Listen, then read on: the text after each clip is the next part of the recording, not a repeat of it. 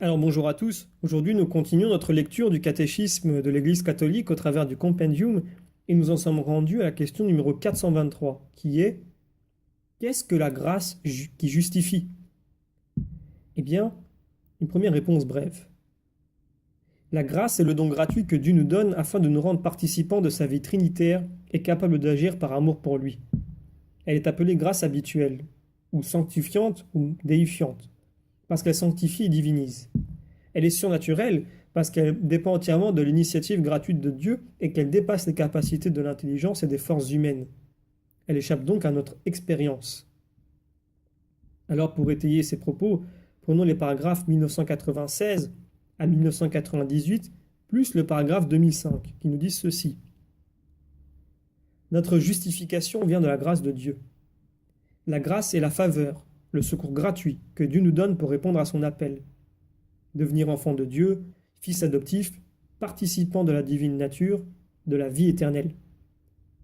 La grâce est une participation à la vie de Dieu. Elle nous introduit dans l'intimité de la vie trinitaire.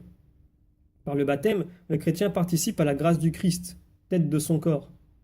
Comme un fils adoptif, il peut désormais appeler Dieu Père en union avec le Fils unique. Il reçoit la vie de l'Esprit qui lui insuffle la charité et qui forme l'Église.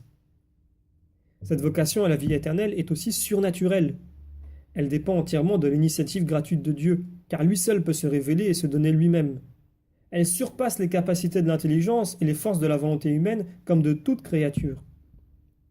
Étant d'ordre surnaturel, la grâce échappe à notre expérience et ne peut être connue que par la foi.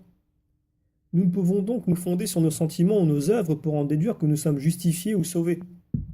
Cependant, selon la parole du Seigneur, c'est à leurs fruits que vous les reconnaîtrez. La considération des bienfaits de Dieu dans notre vie et dans la vie des saints nous offre une garantie que la grâce est à l'œuvre en nous et nous incite à une foi toujours plus grande et à une attitude de pauvreté confiante.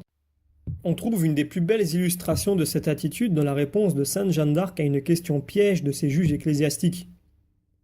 Interrogée si elle sait qu'elle soit en la grâce de Dieu, elle répond: si je n'y suis, Dieu m'y veuille mettre; si j'y suis, Dieu m'y veuille garder. Donc nous terminons par une, une phrase de saint Augustin qui dit ceci: tu es glorifié dans l'assemblée des saints, lorsque tu couronnes leurs mérites, tu couronnes tes propres dons.